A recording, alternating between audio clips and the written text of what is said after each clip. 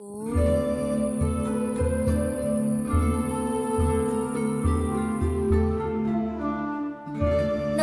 दोस्तों, स्वागत है आपका कथा सागर में।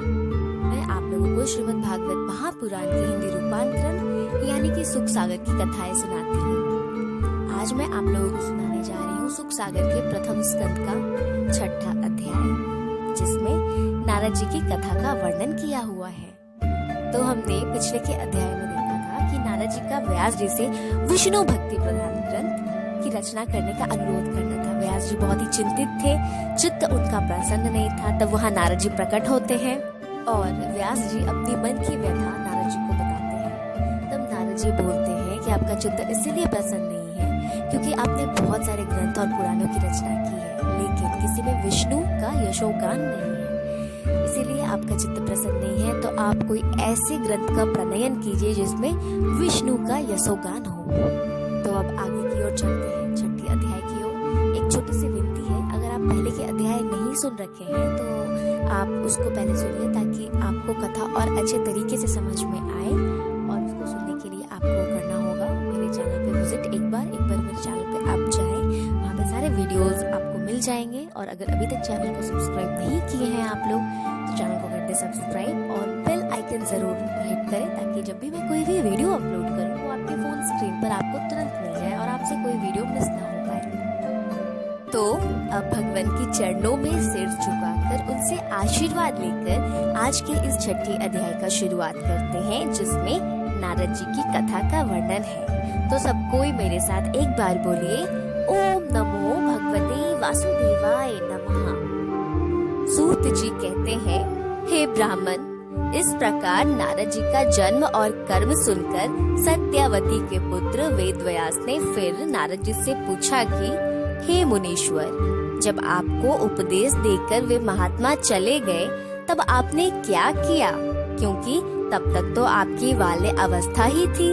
फिर आपने उसके पश्चात की अवस्थाओं को कैसे व्यतीत किया और समय आने पर आपने अपना वह शरीर कैसे त्याग किया?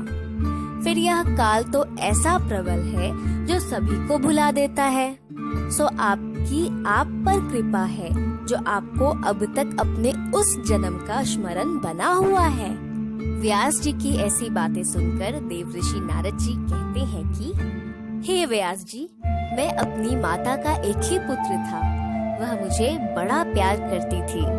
यद्यपि यह उसकी मूर्खता थी, तथापि उसने मुझ अनन्य गति वाले पर बड़ा स्नेह प्रकट किया।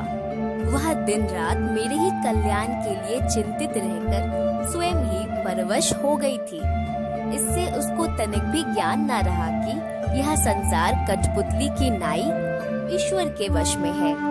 योगियों के चले जाने पर दिशा, देश और काल को ना जानने वाला मैं 5 वर्ष का बालक उसके और पिता के सहारे रहने लगा।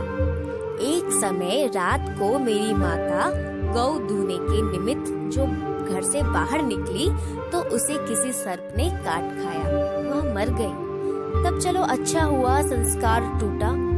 ऐसे समझ चिंता रहित होकर मैं उत्तर दिशा की ओर वन को चला आया। कितने ही देशों, वनों और पर्वतों का भ्रमण किया। कितनी ही नदियों में स्नान कर बड़े से बड़े और छोटे से छोटे सुंदर सरोवरों को भी देखा, जिनमें सर्वदा ही विचित्र शब्द करने वाले पक्षी बोलते और घूमते टहलते तथा कलरव करते थे, जिनके किनारों पर नरकुल, बांस और कूश लगे हुए थे, और जहाँ सर्प, उल्लू और भेड़िए नाना प्रकार के शब्द कर रहे थे, जिससे वह स्थान बड़ा ही भयंकर मालूम होता था। तब वहाँ अकेले ही पहुंचकर मैंने थोड़ा विश्राम किया। फिर मार्ग की थकावट और प्यास आदि को दूर करने के लिए मैंने उस एक सरोवर में स्नान कर थोड़ा जल पिया, जिससे मुझे बहुत कुछ शांति मिली और मैं स्वस्थ हुआ। तब उसी मनुष्य रहित वन में एक पीपल वृक्ष के नीचे बैठकर मैंने अपनी बुद्धि से अपने हृदयस्थ देव अर्थात परमात्मा का ध्यान किया। ध्यान करते करते मेरे हृदय में विष्णु जी का प्रकाश हुआ और मेरे नेत्रों से अविरल अश्रुधारा बहने लगी। और मैं परम आनंद सुख को प्राप्त हो गया। फिर तो मुझे अपने और पढ़ाई का ज्ञान जाता रहा और मैं उस आनंद के प्रभाव में ऐसा लीन हुआ कि सारी सुध बुध खो बैठा, जिससे मेरा वह प्रकाश भी मिट गया और तब मैं महाव्याकुल होकर अप्रसन्न हो गया। मेरे चित्त की वृत्ति ध्यान से अलग हो गई। तब वह सुंदर स्वरूप मुझे फिर कैसे दिखलाई पड़ेगा, इसके लिए मैं फिर अपने मन को स्थिर करके अतृप्त और आतुर सा हो गया। अब उस आतुरता और वन के उस एकांतवास को कहने के लिए मेरी वाणी में सामर्थ्य नहीं है।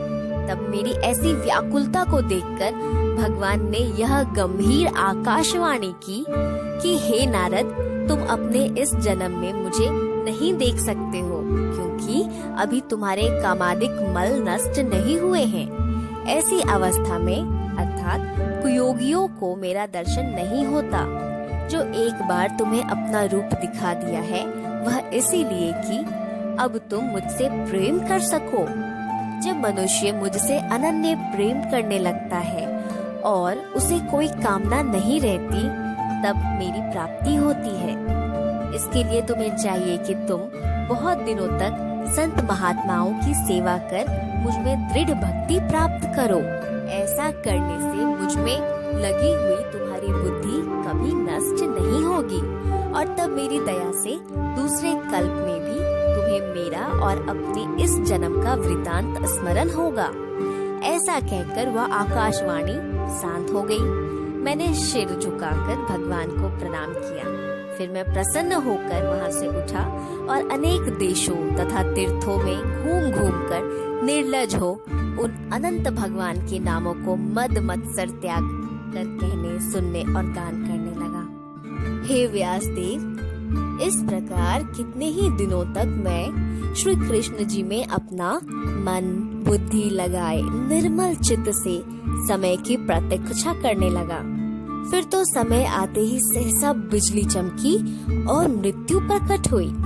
तब पृथ्वी, जल, तेज, वायु और आकाश वाला मेरा वह पंचभूत शरीर नष्ट हो गया और मैं विष्णु जी की कृपा से उनकी श्वास के साथ ही उनके भीतर चला गया। फिर इसके हजारों गुणों के पश्चात भगवान की कृपा से मैं प्राणों से मरीचि आदि ऋषियों सहित उत्पन्न हुआ।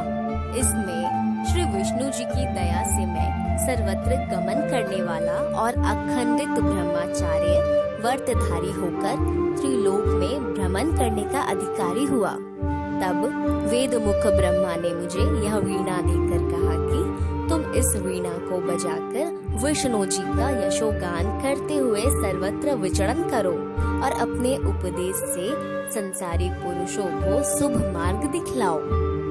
क्योंकि जिस प्रकार काम, क्रोध और लोभ से नष्ट हुआ मन विष्णु जी की सेवा से शांत होता है, वैसा यम आदिक योग के मार्गों से नहीं शांत होता है। हे व्यास देव, आपने जो मेरा पूर्व जन्म और कर्म पूछा था सो मैंने कहा, अब मैं जाता हूँ। इस प्रकार व्यास देव से कहकर वीणा बजाते हुए श्री नारद जी वन की ओर चले गए। वे नारद जी धन्य हैं जो अपनी वीणा द्वारा विष्णु जी की यशोगान करते हुए दुखी संसार को सुखी करते हैं। और इसी के साथ आज का 6वां अध्याय संपूर्ण होता है। तो सब कोई एक बार मेरे साथ प्रेम से बोलिए, ओम नमो भगवते वासुदेवाय नमः। तो नारद जी की कथा को अपने तक सीमित ना रखें, इसे अपने परिवार वालों, अपने जान पहचान, अपने दोस्तों तक जरूर शेयर करें और ऐसे ही वीडियोस को देखते रहें और कथा सुनने के लिए चैनल से जुड़ जाएं। वीडियोस आप चैनल पे देख सकते हैं। खुश रहिए, हंसते रहिए, मुस्कुराते रहिए, प्रभु का नाम लेते रहिए, प्रभु को याद करते रहिए। अब मैं विदा लेती हूँ, जल्द मिलूंगी 7वें अध्याय के साथ। ओम शांति।